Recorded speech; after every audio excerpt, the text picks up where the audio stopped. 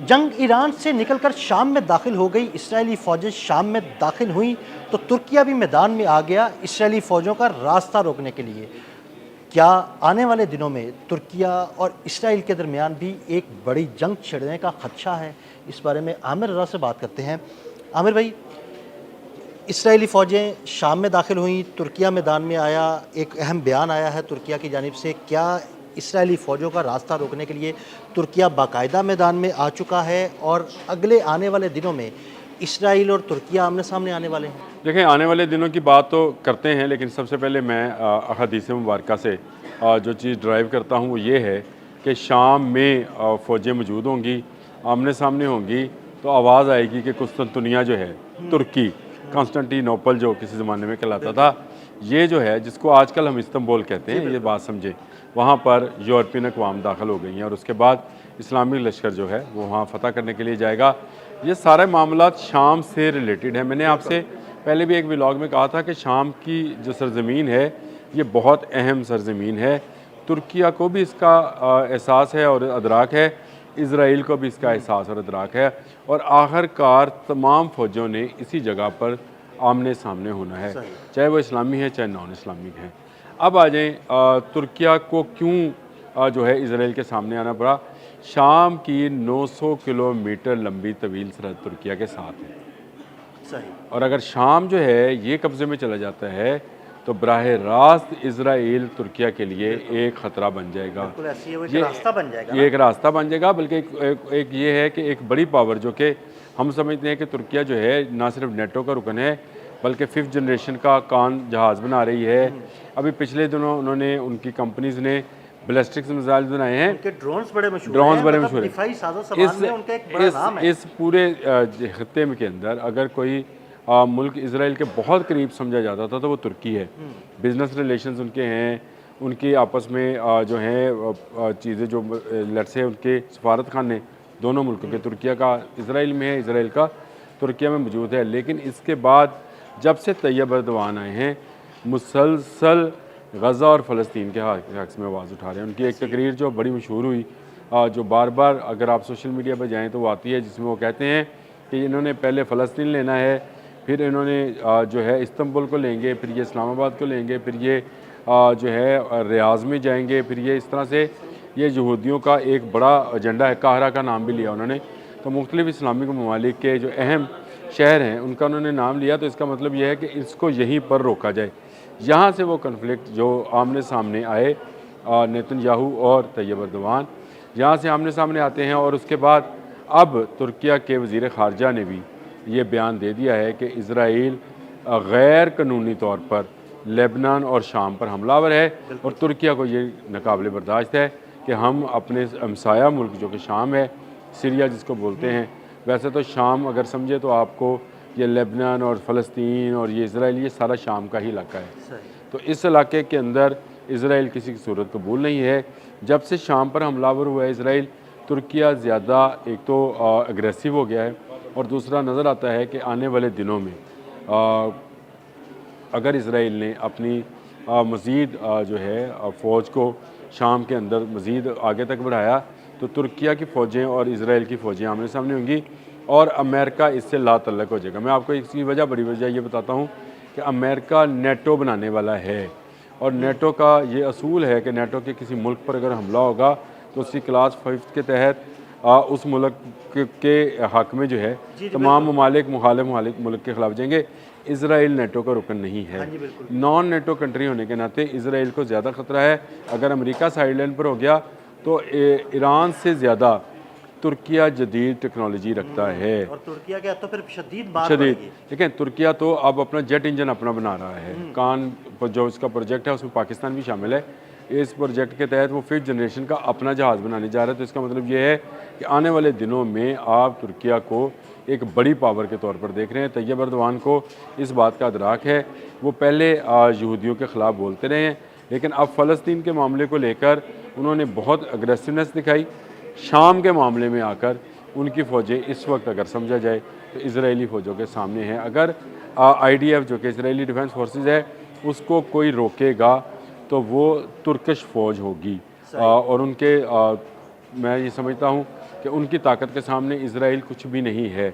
अब ये अमेरिका के लिए भी एक बड़ा इम्तहान बनने जा रहा है कि क्या वो एक बड़ी जंग को रोकेगा। हाँ, मतलब मैं मेरा मेरा ये क्वेश्चन है इसी से रिलेटेड कि अगर तुर्किया और इसराइल आमने सामने आ जाते हैं और जिस तरह तुर्किया नेटो का रुकन है और उस पर हमला तसव्वुर होगा, तो क्या उस वक्त अमेरिका तुर्किया की हिमायत और मदद के लिए मैदान में आएगा या इसराइल की जानिब खड़ा होगा? देखिए, पहली बात तो यह है कि अगर आपने मुझसे पूछा है तो मेरा अपना गुमान यह है कि अमेरिका इज़राइल के साथ खड़ा होगा, क्योंकि ये बाइफरकेशन होनी है। और अगर वो अमेरिका इसराइल के साथ खड़ा होगा तो नेटो के बाकी जो रुकन है वो क्या करेंगे? वो क्या करेंगे? अब ये इसका जवाब आपको दिया है डोनाल्ड ट्रंप ने, मैंने नहीं दिया। डोनाल्ड ट्रंप ने 40 रोज़ा जंग के दौरान, अगर आप और मैंने डिस्कस भी किया था कि इस जंग के दौरान उसने कहा नेटो कागजी शेर है, नेटो का कोई फ़ायदा नहीं, अगर नेटो मेरी मदद को नहीं आया तो मैं भी इसकी मदद को नहीं आऊँगा। नेटो को हमारी मदद के लिए आपने हरमज़ में आना चाहिए था। नेटो मुसलसल इनकारी रहा और एक दिन के लिए भी नेटो की कमांड ने, जिसमें ज़्यादातर अमेरिकन मौजूद हैं, उन्होंने इस बात की हामी नहीं बढ़ी कि वो इज़राइल और ईरान की इस वॉर के अंदर दाखिल होंगे। देखें, पहली बात तो यह है कि मैंने आपको बताया कि हदीस की रोशनी में हमें पता है कि दो फ़ौजों ने आमने सामने आना है। एक तरफ वो जो झंडे लेकर आएंगे, 80 झंडे लेकर आएंगे और हर झंडे के नीचे 80,000 लोग होंगे, तो दूसरी तरफ इस्लामिक फ़ोर्स होगी और इस इस्लामिक फ़ोर्स को जो है वो इमाम मेहदी जो हैं वो लीड कर रहे होंगे। तो शाम के इलाके में ये जंग तो होनी है। अब इसको कब तक होगी, क्यों नहीं होगी और इसको कब तक रोका जा सकता है, ये उन ममालिक की, मैं ये समझता हूँ, गैरत पर मुनसर है।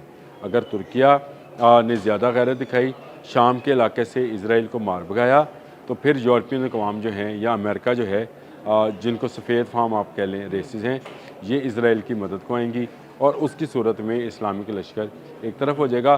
सुबह हमने इस पर बात भी की थी कि इस्लामिक नेटो बनने जा रही है, उसमें तुर्किया शामिल है, उसमें सऊदी अरब शामिल होगा, उसमें बाकी चीज़ें शामिल होगी।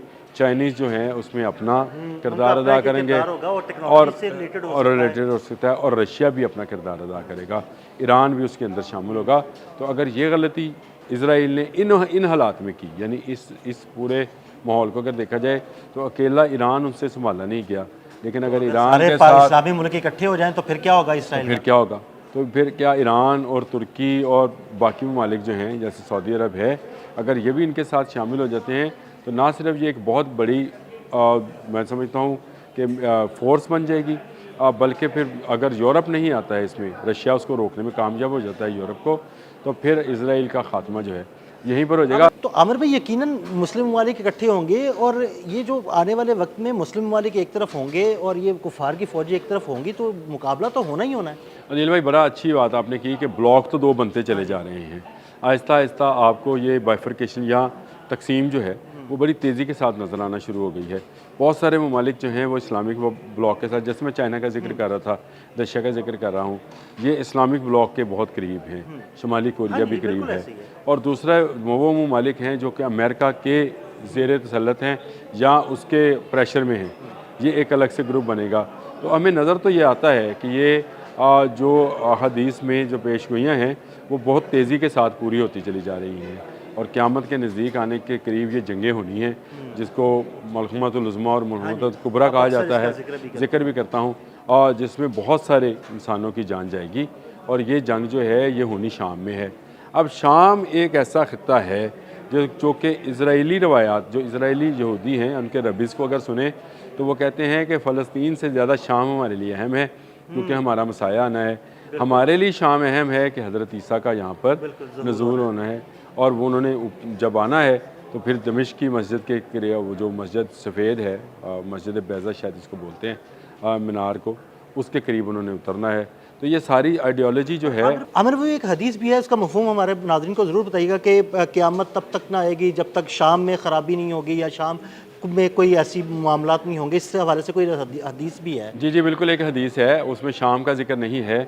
उसमें जो है अमरात बैतुल मक़दस, ये जो अभी इसराइल है, शाम है, और इसका और ख़राबुल यसरब, यानी ये जो मदीना पाक है इसके बाहर का जो इलाका है वहाँ तक यहूदियों ने, मैंने आपको बताया था कि ग्रेटर इसराइल के अंदर उन्होंने जो नक्शा बनाया है, क्योंकि वो समझते हैं कि खैबर जो है ये हमारा है, मौला अली ने फ़तह किया था, तो ये उसको अपना वो गर्दानते हैं। अगर उनके रब्बीज़ को आजकल सुने तो वो बहुत तेज़ी के साथ ये बात कर रहे हैं कि हमें शाम पर कब्ज़ा करना है। तो अगर रब्बीज़ ये बात कर रहे हैं तो इसका मतलब है ज़हनी तौर पर वो अपने आम शहरी को, सहूनी यहूदियों को ये बता रहे हैं कि फ़लस्तीन से भी ज़्यादा हमारे लिए ज़रूरी ये है कि हम शाम पर कब्ज़ा करें तो हमारा वहाँ पर मसाया जो हमारे है लोग अपने लोगों को बसाएं और वहाँ पर हमारा और मसाया ग्रेटर आएगा। इसराइल को जितनी जल्द हो सके कर सकें। नेतन्याहू की बहुत सारी वीडियोज़ और बहुत सारे क्लिप्स इस वक्त भी मौजूद हैं जिसमें वो तमाम नक्शा बताता है। आपने एक दिन जिक्र भी किया था कि काहिरा से लेकर हाँ जी, बिल्कुल। वो आना चाहता है सऊदी अरब के बहुत सारे इलाकों तक। तो इन इलाकों तक आने के लिए उनको शाम पर कब्ज़ा बड़ा ज़रूरी है, लेकिन शाम में तुर्की उसको टकरेगा और अच्छी तरह से टकरेगा। अभी मेरा ख्याल है वो वक्त नहीं आया है। अभी तुर्की के पास इतनी फ़ोर्स मौजूद है कि वो अकेला भी इसराइल का मुकाबला कर सकता है। ईरान ने तो खैर अमेरिका और इसराइल दोनों का मुकाबला किया है, तुर्की भी मुकाबला कर सकता है, लेकिन एक नेटो रुकन है। नेटो टूटेगी, नेटो की जगह पे एक नया इत्तेहाद बनेगा जिसमें कोई इस्लामी मुल्क शामिल नहीं होगा। उसके बाद एक इस्लामिक नेटो बनेगी। नेटो सिर्फ नाम ही मैं इस्तेमाल कर रहा हूँ, उसका नाम हाँ, इस्लामिक कुछ भी हो इत्तेहाद सकता कह लें है। आप। इस्लामी इत्तेहाद कह लें, इस्लामिक ऑर्गेनाइजेशन कह लें, इस्लामिक मुश्तरका डिफेंस काउंसिल कह लें, उसका नाम कुछ भी हो सकता है, वो बनेगा। फिर आपको ये दो ग्रुप काम करते हुए नज़र आएंगे।